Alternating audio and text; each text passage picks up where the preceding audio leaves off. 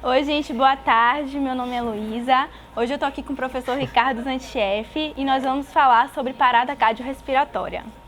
E aí, Ricardo, tudo bem? Tudo ótimo, Lulu. Tudo tranquilo. Pronto.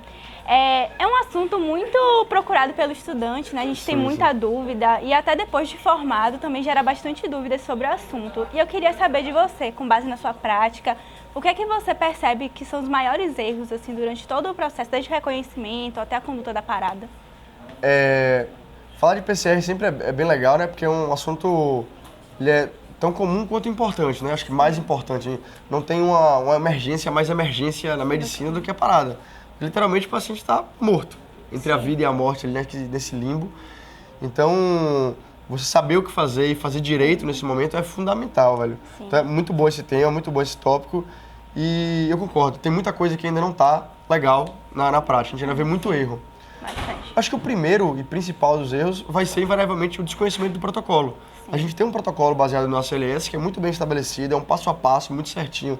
Até desenhado, é tudo fluxograma, tudo lá é muito específico e as pessoas ainda não conhecem, não têm o completo domínio desse protocolo. Então aqueles passos de você, sabe, checar a responsividade, chamar por ajuda, checar pulso, tudo bem protocolado, as pessoas ainda pecam nisso e não pode acontecer.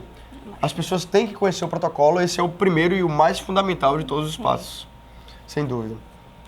E o que é que você acha, assim, que tem mais erro, assim, desde começar, as pessoas não sabem priorizar o que é importante, se perdem, não pedem ajuda? Pô, esse é um tópico que eu acho muito válido. Mesmo que a pessoa tenha o domínio do protocolo, às vezes eu acho que ele tem uma certa inversão de valores. As coisas meio que se perdem na ordem de prioridades ali e a coisa acaba entrando numa confusão enorme. Então, por exemplo, o protocolo ele fala de várias medidas. Então a gente tem medidas de utilizar drogas, para você fazer adrenalina, de você fazer amidarona, lidocaína.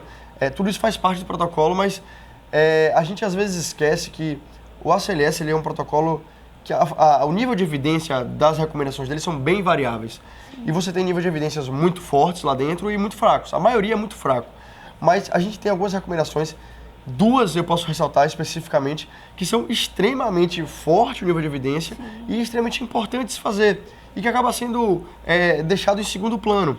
Então, por exemplo, a gente fazer uma compressão efetiva e uma desfibrilação precoce. Essas duas coisas, velho, elas são fundamentais. São as coisas mais importantes de toda a parada, assim. O que mais garante prognóstico ao paciente. E às vezes a gente fica lá se passando, querendo entubar, vou entubar logo meu paciente e tal. Pô, não é, velho. Entubar não é prioridade a esse paciente. Sim. Aí você perde tempo, você perde eficiência na sua compressão, você atrasa a desfibrilação. Tudo isso porque você quis entubar ou quis fazer. E não é, velho. Então, a mesma coisa em relação às drogas, tudo isso. Pessoal, se você está numa parada, tem duas coisas fundamentais. Eu vou fazer uma compressão efetiva, então você sabe todos aqueles critérios da compressão efetiva, frequência entre 100 e 120, garantindo a depressão entre 5 e 6 centímetros do tórax, a expansibilidade do tórax, na frequência adequada, sabe, fazer o 32.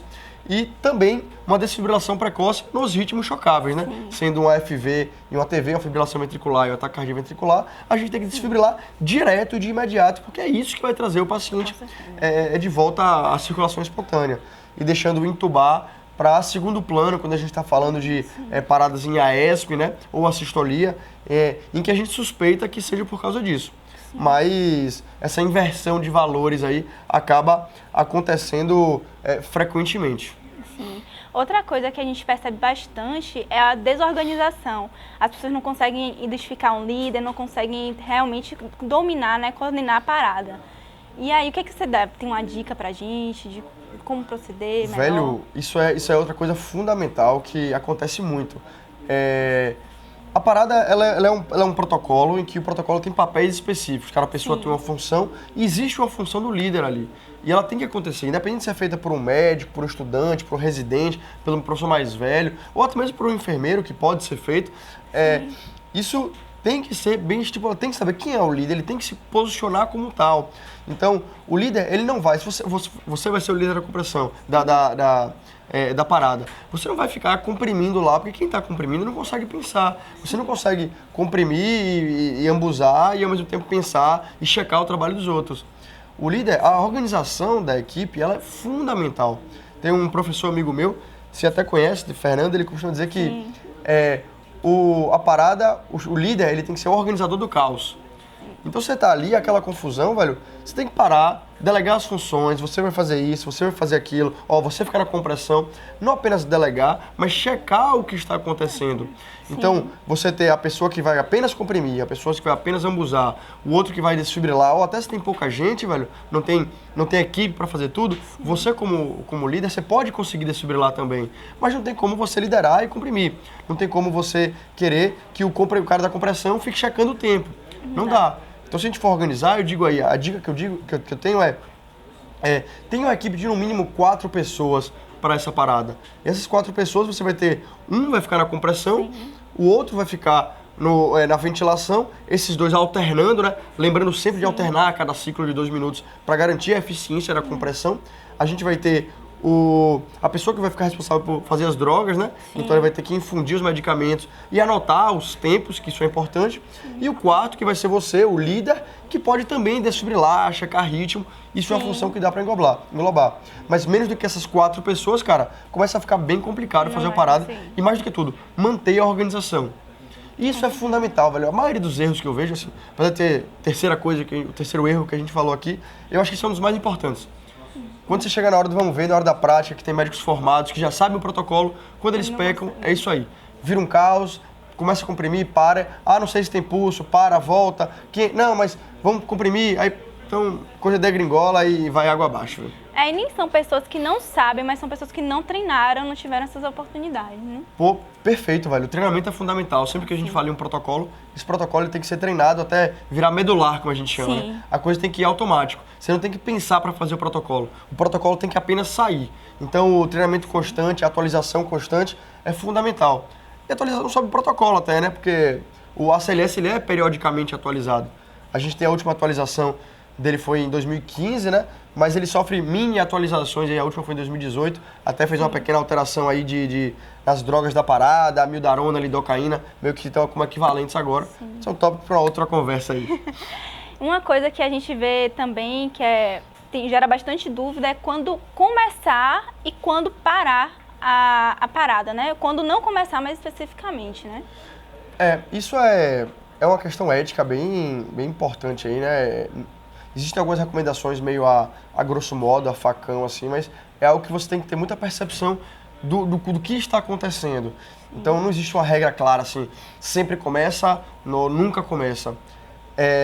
Porque vai muito do ambiente, de quem está envolvido, da equipe, dos familiares que estão ali. Então, por exemplo, no SAMU, quando a gente faz, não existe você chegar na casa de um paciente, de um chamado, chega lá, e a vítima está parada, mesmo que já haja algum tempo a mais, há uma comoção social envolvida ali, da família, o transeunte, seja quem for, não existe isso. Chega lá, não, testou, pessoal, já foi, não tem como. Não tem como. Mas a mesma coisa é para interromper. Então, se você vê que é um paciente, tem aquela estipulação, né? Se você já está há 20 minutos, meia hora, as chances começam a diminuir. Mas se você vê que é um cara jovem, velho, 20 anos, sabe? Tá parado há meia hora, em ritmo chocável, em UFV ou TV, que são ritmos que voltam mais fácil, cara, eu não desisto desse cara, nem a pau. A gente vai e vai até o final. Paciente jovem, agora, diferente, se é uma senhora de idade, 90 anos, cuidados paliativos. Eu não vou nem começar. Existe uma diferença de parada cardiorrespiratória e óbito, morte. Então o paciente está na UTI, já está com drogas lá em cima de droga vasoativa, já foi tentado tudo, reanimado, completamente otimizado. Ele parou, ele começou a entrar em bradicardia, entrou em AESP. Isso não é uma parada, isso é o óbito do paciente, entende? Sim. Então, essas nuances têm que ser discutidas, esses conflitos éticos. Tudo isso aí é bem complexo, não é algo simples que eu tenho uma receita de bolo. Ainda mais que envolve familiar, envolve outras pessoas além daquele paciente da equipe, né? Perfeitamente, perfeitamente. Então é isso, galera. Espero que vocês tenham gostado. Obrigada, professor. Valeu, pessoal. Valeu, Lulu.